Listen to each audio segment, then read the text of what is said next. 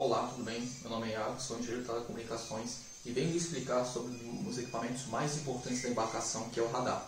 O radar começou a ser desenvolvido no início do século XX e, devido à Segunda Guerra Mundial, foi bastante aprimorado. Ele é muito comum hoje em dia em embarcações maiores. Seu princípio de funcionamento, é literalmente uma antena que fica girando em 360 graus, emitindo pulsos elétricos. Esses pulsos elétricos eles são refletidos por obstáculos, sejam eles pedras, embarcações, a própria costa, boias, e esse sinal refletido é recebido pela antena e o sistema, através da potência do sinal recebido, vai decidir se esses dados são de fato obstáculos, e eles são colocados na sua tela, ali no console. Então, literalmente ela usa essas três faixas, que são a faixa UHF, SHF e HF, a Ultra High Frequency, Super High Frequency, Extreme High Frequency. Essa faixa UHF, que alguém já deve ter ouvido falar, é bem conhecida, vai de 300 MHz a 3 GHz. Ela é usada para canais de TV, inclusive o Wi-Fi, o 2.4 que está dentro dela. Temos o SHF, que vai de 3 GB a 30 GHz, que geralmente tem o novo Wi-Fi, que é o 5 GHz e também dado de satélite, e o Extreme High Frequency, que é acima de 30 GHz, que geralmente são dados já de satélites.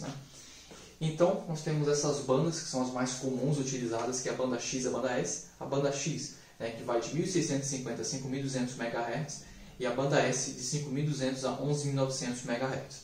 Pode ver que aqui não temos nenhuma delas que se enquadre dentro da EHF, acima de 30 GHz, mas geralmente essa faixa é utilizada para navegação fluvial, que temos um canal mais estreito, e questão de uma precisão maior, então não é muito comum. Então, geralmente dados obtidos dentro de baías e dentro do próprio mar aberto, geralmente são obtidos através dessas faixas, dessas bandas, quer dizer, X e S.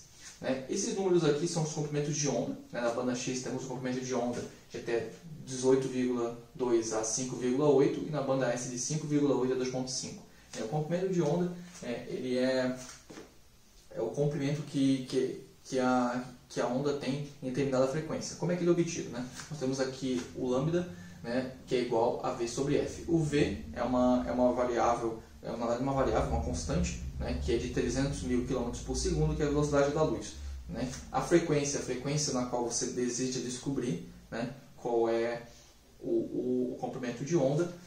Então, fazendo aqui uma prova real, se você pegar esse dado aqui e transformar para real, que é a medida certa para esta forma, que dá igual a 0,025, e multiplicar vezes a frequência, que no caso dá 11.900 MHz, porque vai dar 11 bilhões, para quem quer saber. Nós temos aqui a faixa do 1000, aqui já a faixa do 1000, quer dizer, aqui temos aqui então kHz, aqui já temos a faixa do milhão, que é o megahertz, e aqui temos a faixa do bilhão, que é o gigahertz.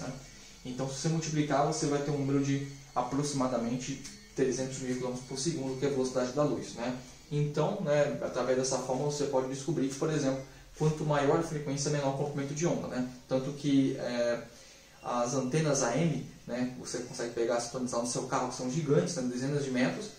As antenas FM já tem cerca de 2, 3 metros, e uma antena de Wi-Fi, que na sua casa você vê que é uma coisinha de 12 a 15 centímetros. É só você pegar 300 mil km por segundo e dividir vezes 2,4 bilhões, que é o 2,4 GHz, que é do Wi-Fi. Uma 5G menor ainda. Então, esses aqui são os componentes básicos de uma antena, bem básicos mesmo, são apenas 6 assim, os principais.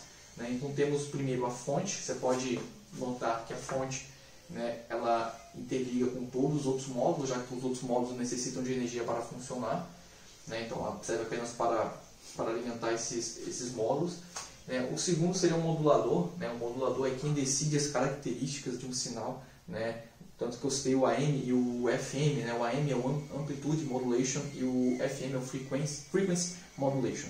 Então o A é sobre a amplitude, a força do sinal, enquanto o FM ele tem o seu 0 e 1 através de frequências distintas. Então por isso que são Frequency Modulation, são frequências distintas. O outro enquanto é Amplitude Modulation, que são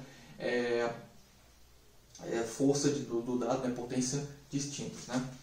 Então, o transmissor, como já diz o nome, ele que vai se encarregar de produzir esse sinal, né, que foi caracterizado pelo modulador, né, e temos a antena, né? O 3 e o 5 e o 3 e o 4 e 5 trabalham conjuntamente, né? Na verdade, poderia até colocar dentro de um módulo só, né? Eu resolvi, no caso, retirar só para fins didáticos, né? O 4, né, que seria a antena, né, ele que se encarrega, né, de pegar o dado do transmissor e emitir, né, a certos períodos, né? Você não pode emitir o seu sinal constantemente, né? Senão você não vai conseguir receber nada, né? A não ser que seja uma outra frequência. Por exemplo, se eu estou mandando uma coisa a 10 GHz, né, constantemente, a reflexão do meu sinal também vai vir a 10 GHz. Então, se eu mandar um sinal e estou recebendo ele na mesma direção, ele vai se autodestruir. Então, você nunca vai receber nada, tecnicamente, né? Então, por isso que existem vários pulsos, né? Esses pulsos têm períodos ali de vazio, né, de silêncio, que a antena está recebendo esses dados, que seriam os dados refletidos por esses obstáculos, né? E aí que entra o nosso receptor, né? Quando esses dados são recebidos, né, vai para o receptor, lá tem entre o receptor e o indicador existe um sistema que vai vendo, né, o que pode ser chuva, né, porque chuva também interfere na questão, também existe uma reflexão desse sinal dentro da chuva, né, para não ficar aquela tua tela toda rabiscada, né, aquele chuvisco, né, característico da antiga TV analógica. Então vai ter ali certas métricas para conseguir limpar esse sinal, né? Tem várias questões, até mesmo a questão da própria embarcação refletir o próprio sinal dela. Então tudo isso vai ser analisado e vai ser mostrado para você no indicador. Então esse é basicamente a introdução do radar.